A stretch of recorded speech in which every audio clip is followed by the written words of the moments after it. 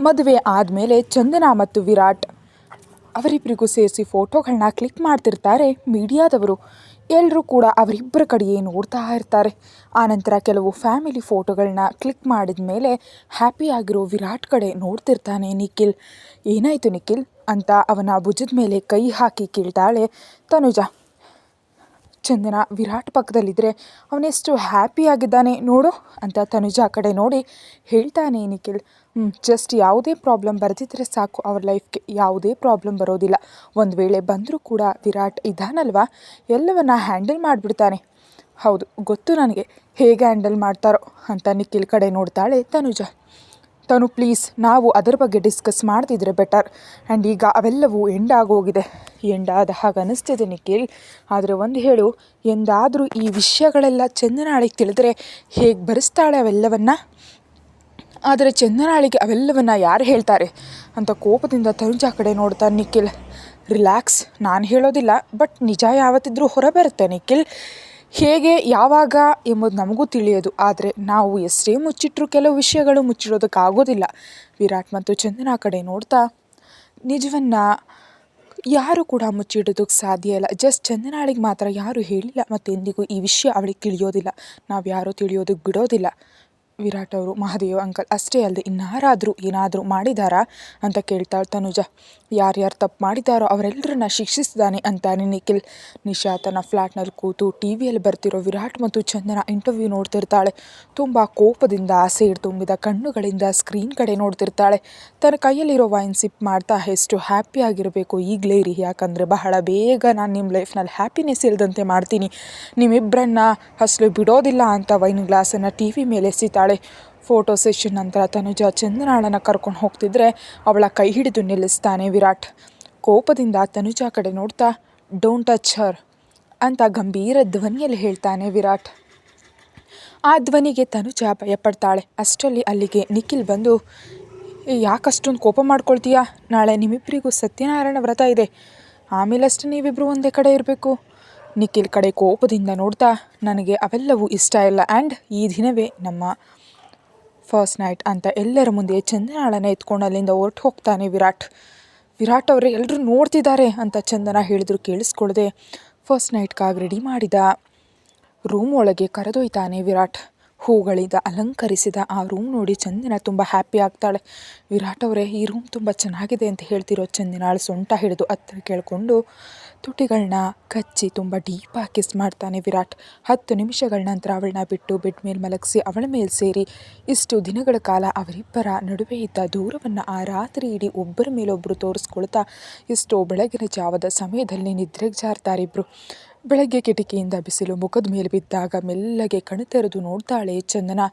ಅವಳು ಅಲುಗಾಡಿದ್ರಿಂದ ಕಣ್ತೆರೆದು ಚಂದನಾಳ ಕಡೆ ನೋಡಿ ಅವಳ ಹಣೆಗೆ ಮುತ್ತಿಟ್ಟು ಗುಡ್ ಮಾರ್ನಿಂಗ್ ಸ್ವೀಟ್ ಆರ್ಟ್ ಅಂತ ಖುಷಿಯ ನಗುವಿನೊಂದಿಗೆ ಹೇಳ್ತಾನೆ ವಿರಾಟ್. Good morning. ಆ ನಂತರ ಅವಳ ಮುಖದ ತುಂಬ ಮುತ್ತುಗಳನ್ನ ನೀಡಿ I love you sweetheart ಅಂತ ಪ್ರೀತಿಯಿಂದ ಹೇಳ್ತಾನೆ Virat. I love you too Virat ಅವರೇ ಅಂತ ಅವನ ಕೆನ್ನೆಗೆ ಮುತ್ತಿಡ್ತಾಳೆ ಚಂದನ. ತಕ್ಷಣ ಅವಳ ಮೇಲ್ ಸೇರಿ ಅವಳ ಕಡೆ ತೀವ್ರವಾಗಿ ನೋಡ್ತಾನೆ ವಿರಾಟ್. ಅವನ ನೋಟದ ಅರ್ಥ ತಿಳಿದ ಚಂದನ ವಿರಾಟ್ ಅವರೇ ನೋ ಅಂತ ಎಂತಿರುವಾಗಲೇ ಅವಳ ತುಟಿಗಳನ್ನ ಕಚ್ಚಿ ಅವಳನ್ನು ಮೌನಗೊಳಿಸ್ತಾನೆ. ಮೊದಲು ತಡೆದ್ರು, ನಂತರ ಅವನ ಪ್ರೀತಿಗೆ ಮಣಿಯಲೇಬೇಕಾಗುತ್ತೆ ಚಂದನ. ಸರಿಯಾಗಿ 2 ಗಂಟೆಗಳ ನಂತರ ಅವಳನ್ನ ಬಿಟ್ಟು ಪಕ್ಕಕ್ಕೆ ಮಲಗ್ತಾನೆ ವಿರಾಟ್. ಗಟ್ಟಿಯಾಗಿ ಉಸಿರು ಬಿಡುತ್ತಾ ವಿರಾಟ್ ಕಡೆ ಕೋಪದಿಂದ ನೋಡ್ತಾಳೆ ಚಂದನ.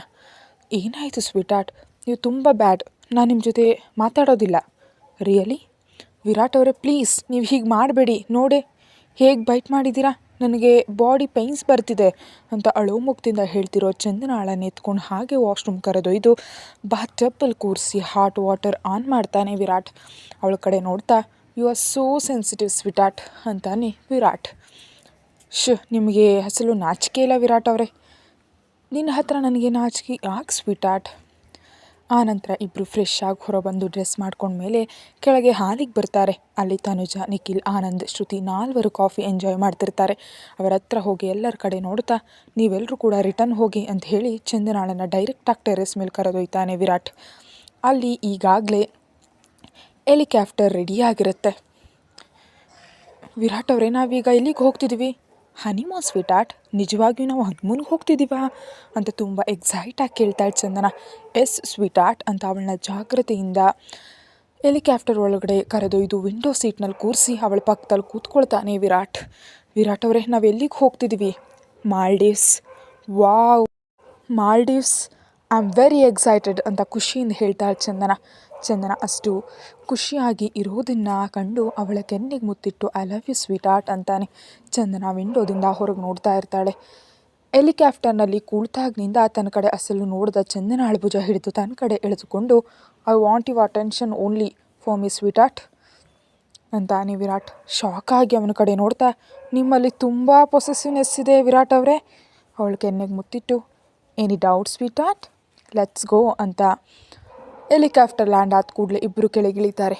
Virat Dev world famous businessman ಆಗಿರೋದ್ರಿಂದ ಮಾಲ್ಡೀವ್ಸ್ನಲ್ಲಿ ವಿರಾಟ್ ಅವ್ರಿಗಾಗಿ ಅಲ್ಲಿನ ಗೌರ್ಮೆಂಟ್ ಬಾಡಿಗಾರ್ಡ್ಗಳನ್ನು ನೀಡಿರುತ್ತೆ.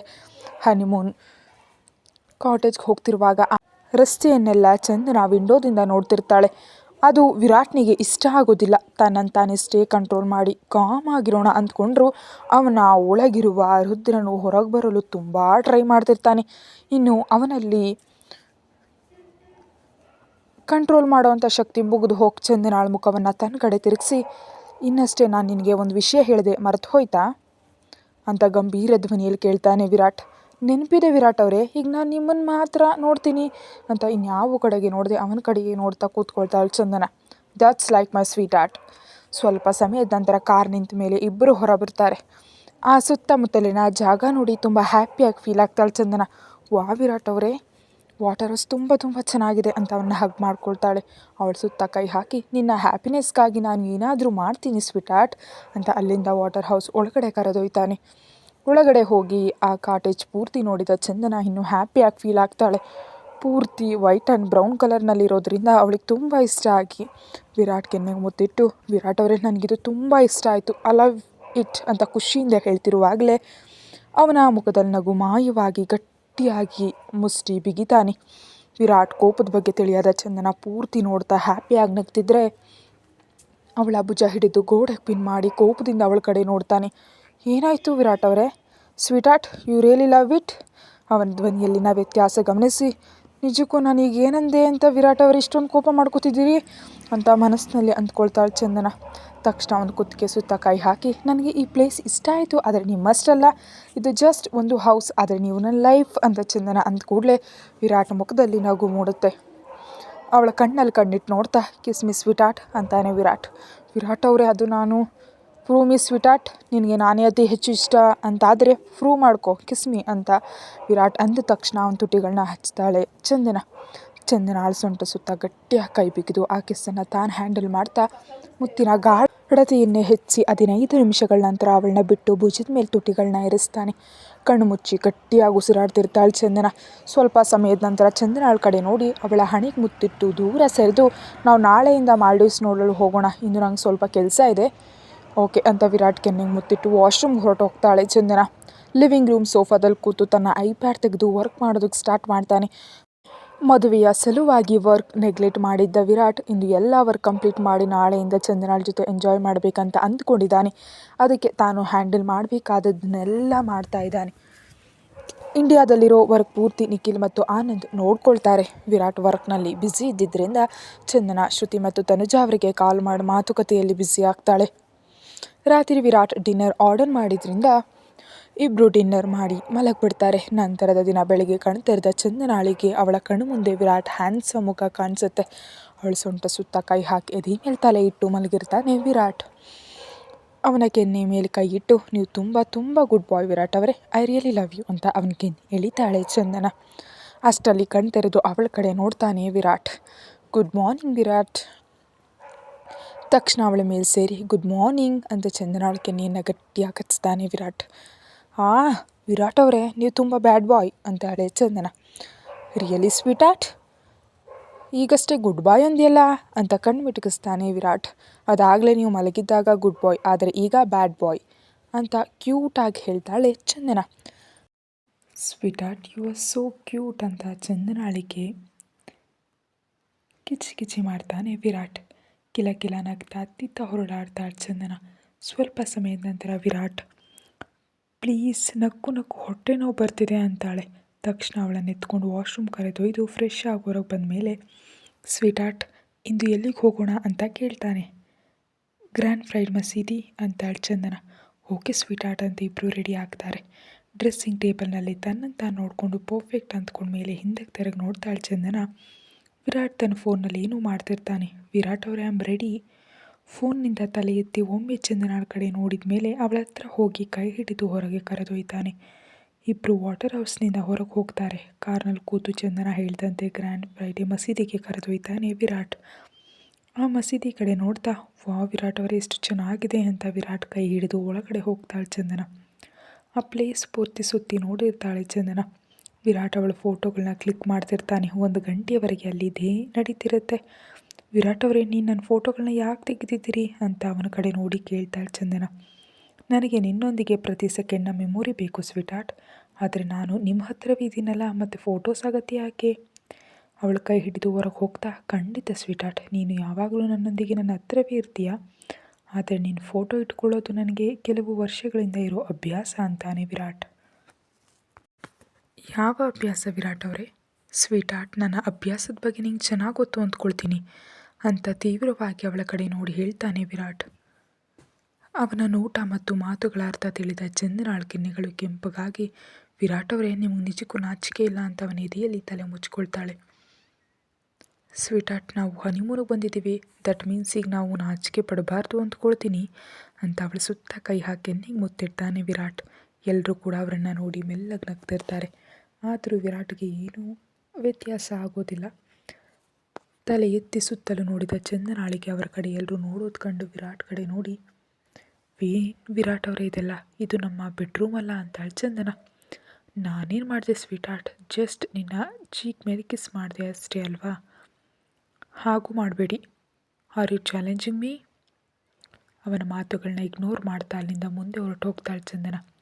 ಇನ್ನು ಸ್ವಲ್ಪ ಮುಂದೆ ಹೋಗ್ತಿದ್ದ ಚಂದನಾಳ ಕೈ ಹಿಡಿದು ತನ್ನ ಕಡೆ ಎಳ್ಕೊಂಡು ಒಂದು ಕಡೆ ಗೋಡೆಗೆ ಪಿನ್ ಮಾಡ್ತಾನೆ ವಿರಾಟ್. ವಿರಾಟ್ ಅವರೇ ಅಂತ ಏನೋ ಹೇಳ್ತಿದ್ದ ಚಂದನಾಳ ತುಟಿಗಳನ್ನ ಕಚ್ತಾನೆ. ಅವರಿಬ್ಬರನ್ನು ಎಲ್ಲರೂ ನೋಡ್ತಿರ್ತಾರೆ. ಆದರೂ ಅವನ್ನೆಲ್ಲ ಏನು ಲೆಕ್ಕಿಸದೆ ತುಂಬ ಡೀಪ್ ಮತ್ತು ಫ್ಯಾಷನೇಟ್ ಆಗಿ ಕಿಸ್ ಮಾಡಿ 5 ನಿಮಿಷಗಳ ನಂತರ ಬಿಟ್ಟು ಅವಳಿಗೆ ದೂರ ಸರಿತಾನೆ Virat.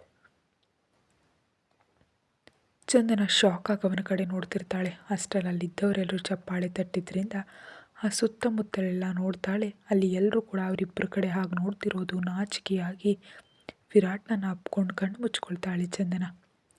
Never challenge me sweetheart ಅಂತ ಮೆಲ್ಲಗೆ ಅವಳ ಕಿವಿಯಲ್ಲಿ ಹೇಳ್ತಾನೆ ವಿರಾಟ್. ಆದರೂ ಏನು ಮಾತನಾಡದೆ ಹಾಗೇ ಇರ್ತಾಳೆ. ಯಾಕಂದರೆ ಅವಳಿಗೆ ತುಂಬ ಅಂದರೆ ತುಂಬ ನಾಚಿಕೆ ಆಗ್ತಿದೆ ಅಲ್ಲಿನ ಜನರನ್ನು ನೋಡಿ. ಅವಳು ನಾಚಿಕೆ ಪಡ್ತಿದ್ದಾಳೆ ಅಂತ ತಿಳಿದ ವಿರಾಟ್ ಅವಳನ್ನ ಹಾಗೆ ಎತ್ಕೊಂಡು ಅಲ್ಲಿಂದ ಹೊರಗೆ ಕರೆದೊಯ್ತಾನೆ. ವಿರಾಟ್ ಚಂದನಾಳನ್ನು ಕರ್ಕೊಂಡು ನ್ಯಾಷನಲ್ ಮ್ಯೂಸಿಯಂಗೆ ಹೋಗ್ತಾನೆ. ಅಲ್ಲಿ ಚಂದನ ಎಂಜಾಯ್ ಮಾಡ್ತಿರ್ತಾಳೆ, ಆದರೆ ವಿರಾಟ್ ಜೊತೆ ಮಾತನಾಡ್ತಿಲ್ಲ. ಆ ವಿಷಯ ನೋಟಿಸ್ ಮಾಡ್ತಾನೆ ವಿರಾಟ್. 2 ಗಂಟೆಯಿಂದ ಚಂದನ ಅವನ್ನೆಲ್ಲ ನೋಡ್ತಾ ಸುತ್ತುತ್ತಿರ್ತಾಳೆ. ವಿರಾಟ್ ಒಂದು ಕಡೆ ನಿಂತು ಅವಳ ಕಡೆ ಕೋಪದಿಂದ ನೋಡ್ತಿರ್ತಾನೆ. ಚಂದನ ತನ್ನನ್ನು ಹಾಗೆ ಅವಾಯ್ಡ್ ಮಾಡಿದ್ರಿಂದ ಕಿರಿಕಿರಿಯಾಗಿ ಅವಳ ಬಳಿ ಹೋಗಿ ಲೆಟ್ಸ್ ಗೋ ಸ್ವೀಟ್ ಆರ್ಟ್ ಅಂತಾನೆ. ಚಂದನ ಏನು ಹೇಳುವಷ್ಟರಲ್ಲಿ ಅವಳ ಮಾತುಗಳನ್ನ ಹಸಲು ಲೆಕ್ಕಿಸದೆ ಕೈ ಹಿಡಿದು ಅಲ್ಲಿಂದ ಹೊರಗೆ ಕರೆದೊಯ್ದು ಕಾರ್ನಲ್ಲಿ ಕೂರಿಸಿ ಅವರು ಉಳ್ಕೊಂಡಿದ್ದ ವಾಟರ್ ಹೌಸ್ಗೆ ಕರೆದು ಹೋಗ್ತಾರೆ. ಕಾರ್ ಇಳಿದು ಅವಳ ಕೈ ಹಿಡಿದು ಬೆಡ್ರೂಮ್ ಕರೆದೊಯ್ದ ಮೇಲೆ ಅವಳ ಕಡೆ ಕೋಪದಿಂದ ನೋಡ್ತಾನೆ. ಆದರೂ ಏನು ಮಾತಾಡದೆ ಸೈಲೆಂಟ್ ಆಗಿರ್ತಾಳೆ. ಏನು ಮಾಡ್ತಿದ್ಯಾ ನೀನು ಸ್ವೀಟ್ ಆರ್ಟ್? ನಾನೇನು ಮಾಡ್ತಿದ್ದೀನಿ? ನಾನೇನು ಮಾಡ್ತಿಲ್ಲ ಅಂತ ಭುಜ ಕುಣಿಸ್ತಾ ಹೇಳ್ತಾಳೆ ಚಂದನ. ಆಹಾ ಹೌದಾ, ನೀನು ನನ್ನನ್ನು ಇಗ್ನೋರ್ ಮಾಡಿದೆ sweet art, I am right? ನಾನು ಜಸ್ಟ್ ಮ್ಯೂಸಿಯಂ ನೋಡ್ತಿದ್ದೆ ಆ್ಯಂಡ್ ನಾನು ನಿಮ್ಮನ್ನು ಇಗ್ನೋರ್ ಮಾಡಿದ್ನಾ ಅಂತ ನೀವು ಅಂದ್ಕೊಂಡಿದ್ದೀರಾ? ನನಗೆ ಸುಳ್ಳು ನಿಜಕ್ಕೂ ಇಷ್ಟ ಆಗೋದಿಲ್ಲ ಅಂತ ನಿನಗೆ ಗೊತ್ತು ತಾನೆ sweetheart. And one more thing, next time ನೀನು ನನ್ನನ್ನು ಇಗ್ನೋರ್ ಮಾಡಿದೆ ಅಂದರೆ just try again sweetheart, then I show you what I will do. ನೀವು ನನ್ನನ್ನು ಭಯಪಡಿಸ್ತಿದ್ದೀರಾ ವಿರಾಟ್ ಅವರೇ? ಭಯ ಪಡಬೇಕು ಸ್ವೀಟ್ ಆರ್ಟ್, ಆ್ಯಂಡ್ ಇಂತಹ ಮ್ಯಾಟರ್ನಲ್ಲಿ ನೀವು ಖಂಡಿತವಾಗಿಯೂ ಭಯಪಡಬೇಕು ಅಂತ ಅವಳ ಕಣ್ಣಲ್ಲಿ ಕಂಡಿಟ್ಟು ಸ್ವಲ್ಪ ಸೀರಿಯಸ್ ಆಗಿ ಹೇಳ್ತಾನೆ ವಿರಾಟ್. ಅವನ ಸೀರಿಯಸ್ನೆಸ್ಗೆ ಚಂದನ ಭಯಪಡ್ತಾಳೆ. ಅವಳ ಕಣ್ಣಲ್ಲಿ ಭಯ ಸ್ಪಷ್ಟವಾಗಿ ಕಾಣಿಸಿದ್ರಿಂದ ತನ್ನನ್ನು ತಾನು ಕಂಟ್ರೋಲ್ ಮಾಡಿಕೊಂಡು ಗಟ್ಟಿಯಾಗಿ ಉಸಿರು ಬಿಟ್ಟು ಚಂದನಾಳ ಸೊಂಟ ಸುತ್ತ ಕೈ ಹಾಕಿ ಹತ್ತಿರ ಎಳ್ಕೊಂಡು, ನಿನಗೆ ನಾನೆಂದರೆ ಎಷ್ಟಿಷ್ಟ ನೀನು ಗೊತ್ತು ತಾನೆ ಸ್ವೀಟ್ ಆರ್ಟ್? ಆದರೂ ನೀನು ನನ್ನನ್ನು ಇಗ್ನೋರ್ ಮಾಡಿದ್ರೆ ನಾನು ಹೇಗೆ ತಡ್ಕೊಳ್ಳಿ ಹೇಳು ಅಂತ ಸ್ವೀಟ್ ಧ್ವನಿಯಲ್ಲಿ ಕೇಳ್ತಾನೆ Virat. I am sorry, next time ಹಾಗೆ ಮಾಡಬೇಡ ಸ್ವೀಟ್ ಆರ್ಟ್ ಅಂತ ಅವಳನ್ನ ತನ್ನೆದೆಗೆ ಅಪ್ಕೊಳ್ತಾನೆ ವಿರಾಟ್. ವಿರಾಟ್ ಅವರೇ ಅಂತ ಅವಳ ಕಡೆ ನೋಡ್ತಾನೆ. ತಕ್ಷಣ ಅವನ ತುಟಿಗಳನ್ನ ಹಿಡ್ಕೋತಾಳೆ ಚಂದನ ಹಾಗೆ ಮಾಡಿದ ಕೂಡಲೇ ಅವಳ ಸೊಂಟ ಸುತ್ತ ಇದ್ದ ಕೈಯನ್ನು ಇನ್ನೂ ಗಟ್ಟಿಯಾಗಿ ಬಿಗಿದು ಆ ಕಿಸ್ಸನ್ನು ತಾನು ಹ್ಯಾಂಡಲ್ ಮಾಡ್ತಾ ತುಂಬ ಫ್ಯಾಷನೇಟಾಗಿ ಕಿಸ್ ಮಾಡ್ತಾ 10 ನಿಮಿಷಗಳ ನಂತರ ಅವಳನ್ನ ಬಿಟ್ಟು ಕತ್ತಿನ ಬಳಿ ಮುತ್ತುಗಳನ್ನ ನೀಡ್ತಾ I want you very badly sweetheart ಅಂತ ಅವಳನ್ನ ಹಾಗೆ ಎತ್ಕೊಂಡು ಬಿಟ್ಟ ಮೇಲೆ ಮಲಗಿಸಿ ಅವಳ ಮೇಲೆ ಸೇರಿ ತುಟಿಗಳನ್ನ ಕಚ್ತಾನೆ ವಿರಾಟ್. ಆನಂತರ ಇಬ್ಬರು ಕೂಡ ಅವರ ಲೋಕದಲ್ಲಿ ಅವರು ರಾತ್ರಿ ಇಡೀ ಮುಳುಗಿ ತೇಲ್ತಿರ್ತಾರೆ. ನಿಖಿಲ್ ಆಫೀಸ್ಗೆ ಹೋಗಲು ರೆಡಿಯಾಗಿ ತನ್ನ ರೂಮ್ನಿಂದ ಹೊರಗೆ ಬರ್ತಾನೆ. ಹಾಲಿಗೆ ಹೋಗಿ ಡೈನಿಂಗ್ ಟೇಬಲ್ ಬಳಿ ಕೂತು ತನಗೆ ಬಂದ ಮೇಲ್ಗಳನ್ನ ಚೆಕ್ ಮಾಡ್ತಿರ್ತಾನೆ. ಅಷ್ಟರಲ್ಲಿ ಯಾರೋ ತನ್ನ ಕಡೆ ನೋಡ್ತಿದ್ದಾರೆ ಅಂತ ಅನಿಸಿದ್ರಿಂದ ಫೋನ್ನಿಂದ ತಲೆ ಎತ್ತಿ ಎದುರು ನೋಡಿದ ನಿಖಿಲ್ಗೆ ತನ್ನ ಕಡೆಗೆ ಕೋಪದಿಂದ ನೋಡ್ತಿರೋ ತನುಜಾ ಕಾಣಿಸಿ ಇದೇನು ದೆವ್ವದ ಥರ ನನ್ನ ಕಡೆ ಹೀಗೆ ನೋಡ್ತಿದ್ದಾಳೆ ಅಂತ ಮನಸ್ಸಿನಲ್ಲಿ ಅಂದ್ಕೊಳ್ತಾನೆ. ಏನಾಯಿತು ತನು, ಯಾಕೆ ನನ್ನ ಕಡೆ ಹೀಗೆ ನೋಡ್ತಿದ್ದಿ? ನಿನಗೆ ತಿಳಿಯದೆ ಏನಾಯಿತು ಅಂತ. ಇಲ್ಲ ಏನಾಯಿತು? Shut up Nikhil, just tell me ನಾವು ಲಾಸ್ಟ್ ಟೈಮ್ ಯಾವಾಗ ಮಾತಾಡ್ಕೊಂಡಿದ್ವಿ ಅಂತ ಕೇಳ್ತಾಳೆ ತನುಜಾ. ನೆನ್ನೆ ನೈಟ್ ಅಂತ ನಿಖಿಲ್ ಅಂದ ಕೂಡಲೇ ಕೋಪದಿಂದ ಅವನ ಕಡೆ ನೋಡ್ತಾಳೆ ತನುಜಾ. ರಿಯಲಿ ನಾವು ಯಾವುದರ ಬಗ್ಗೆ ಮಾತಾಡ್ಕೊಂಡಿದ್ದೀವಿ? ಬಿಸ್ನೆಸ್ ಬಗ್ಗೆ ರೈಟ್? ಯಾವಾಗಿನಿಂದ ವಿರಾಟ್ ಅವರು ಮತ್ತು ಚಂದನ ಹನಿಮೂನ್ಗೆ ಹೋದ್ರು ಆವಾಗಿಂದ ನೀನು ನನ್ನ ಜೊತೆ ಸರಿಯಾಗಿ ಮಾತಾಡ್ತಾ ಇಲ್ಲ. ನಿಜಕ್ಕೂ ನಾನು ಇದ್ದೇನಾ ತಿಂದಿದ್ದೀನಾ ಅಂತ ಕೂಡ ಕೇಳ್ತಿಲ್ಲ. ಅಂದರೆ ನನ್ನ ಬಗ್ಗೆ ಸ್ವಲ್ಪವೂ ನಿನ್ನ ಹತ್ತಿರ ಸಮಯ ಇಲ್ವಾ ನಿಖಿಲ್ ಅಂತ ಕೋಪ ಮತ್ತು ನೋವು ಕಲಸಿದ ಧ್ವನಿಯಲ್ಲಿ ಕೇಳ್ತಾಳೆ ತನುಜಾ. ನಿನಗೆ ಗೊತ್ತಲ್ಲ ತನು, ಆರ್ಟ್ ಇಂಡಸ್ಟ್ರಿ ಪೂರ್ತಿ ನಾನೊಬ್ಬನೇ ಹ್ಯಾಂಡಲ್ ಮಾಡ್ತಿದ್ದೀನಿ ಅಂತ ಹೇಳ್ತಿರೋ ನಿಖಿಲ್ ನನ್ನ ಮಧ್ಯದಲ್ಲಿ ತಡೆದು ನಾನು ಕೂಡ ಆಫೀಸ್ಗೆ ಬರ್ತಿದ್ದೀನಿ ನಿಖಿಲ್, ಕನಿಷ್ಠ ನನ್ನ ಜೊತೆ ಲಂಚ್ ಆದರೂ ನೀನು ಮಾಡ್ಬೋದಲ್ವಾ? ಆದರೆ ನನ್ನ ಕಡೆ ನೋಡೋದಕ್ಕೂ ನಿನ್ನ ಹತ್ರ ಸಮಯ ಇಲ್ಲ. ಇನ್ನು ನನ್ನ ಜೊತೆ ಲಂಚ್ ಏನು ಮಾಡ್ತೀಯಾ ಅಂತ ಕೋಪದಿಂದ ತನ್ನ ಬ್ಯಾಗ್ ತೆಗೆದುಕೊಂಡು ಅಲ್ಲಿಂದ ಹೊರಟು ಹೋಗ್ತಾಳೆ ತನುಜಾ. ಹೋಗ್ತಿರೋ ತನುಜಾ ಕಡೆ ನೋಡ್ತಾ ಬ್ರೇಕ್ಫಾಸ್ಟ್ ಮಾಡಿದ್ಯಾ? ವೇಗವಾಗಿ ಅವಳ ಹಿಂದೆ ಹೋಗ್ತಾನೆ ನಿಖಿಲ್. ಶ್ರುತಿ ಡೈನಿಂಗ್ ಟೇಬಲ್ ಹತ್ರ ಕೂತಿರ್ತಾಳೆ. ಅವಳ ಪಕ್ಕ ಕುಳಿತು ಅವಳಿಗೆ ಫ್ರೂಟ್ಸ್ ತಿನ್ನಿಸ್ತಾನೆ ಆನಂದ್. ನನಗೆ ಹೊರಗೆ ಹೋಗ್ಬೇಕನ್ನಿಸ್ತಿದೆ ಅಂತ ಕೇಳ್ತಾ ಶ್ರುತಿ. ಈಗಲಾ? ಆದರೆ ಶ್ರುತಿ ನಾನು ಆಫೀಸ್ಗೆ ಹೋಗಬೇಕು, ಅಲ್ಲಿ ಎಷ್ಟು ವರ್ಕ್ ಇದೆ ಅಂತ ನಿನಗೆ ಗೊತ್ತಲ್ವಾ? ಕೋಪದಿಂದ ಆನಂದ್ ಕಡೆ ನೋಡ್ತಾ ನಿನಗೆ ಆಫೀಸ್ ಇಂಪಾರ್ಟೆಂಟಾ ನಾನಾ? ನನಗೆರಡೂ ಇಂಪಾರ್ಟೆಂಟ್ ಶ್ರುತಿ. ಅಂದರೆ ನಿನ್ನ ಉದ್ದೇಶ ಏನು? ನಾನು ಮತ್ತು ಆಫೀಸ್ ಇಬ್ಬರು ಸಮಾನವೇ? ನಿನ್ನ ಲೈಫ್ನಲ್ಲಿ ನನ್ನ ವ್ಯಾಲ್ಯೂ ಅಷ್ಟೇನಾ ಅಂತ ಕೋಪದಿಂದ ಕೇಳ್ತಾಳೆ ಶ್ರುತಿ. ನನ್ನ ಉದ್ದೇಶ ಅದಲ್ಲ ಶ್ರುತಿ, ಪ್ಲೀಸ್ ರಿಲ್ಯಾಕ್ಸ್ ಅಂತ ಆನಂದ್ ಹೇಳ್ತಿದ್ರು ಕೇಳಿದೆ ಜೋರಾಗಿ ಬಿಕ್ ಕಳಿಸಿ ಹೇಳ್ತಾಳೆ ಶ್ರುತಿ. ಓಕೆ ಫೈನ್, ನಾವೀಗ ಹೊರಗೆ ಹೋಗೋಣ ಅಂತ ಆನಂದ್ ಅಂದು ಕೂಡಲೇ ಅಳೋದನ್ನು ನಿಲ್ಲಿಸ್ತಾಳೆ ಶ್ರುತಿ. ತಕ್ಷಣ ಚೇರ್ನಿಂದೆದ್ದು ನಾನು ಮೆಡಿಕಲ್ ಕಿಟ್ ತೆಗೆದುಕೊಂಡು ಬಾ ಅಂತ ಹೊರಗೆ ಹೋಗ್ತಾಳೆ. ಅಳುವನ್ನು ನಿಲ್ಲಿಸಿ ನಗ್ತಾ ಹೊರಗೆ ಹೋಗ್ತಿರೋ ಶ್ರುತಿ ಕಡೆ ನೋಡ್ತಾ ಓ ಗಾಡ್, ನಿಜವಾಗಿಯೂ ಪ್ರೆಗ್ನೆನ್ಸಿ ಬಂದರೆ ಇಷ್ಟು ಘೋರವಾಗಿ ಮೂಡ್ ಸ್ವಿಂಗ್ಸ್ ಬರುತ್ತಾ ಅಂತ ಯೋಚಿಸ್ತಾ ಶ್ರುತಿ ಮೆಡಿಕಲ್ ಕಿಟ್ ತೆಗೆದುಕೊಂಡು ಹೊರಗೆ ಹೋಗ್ತಾನೆ ಆನಂದ್. ಕತೆ ಮುಂದುವರಿಯುತ್ತೆ. Thank you.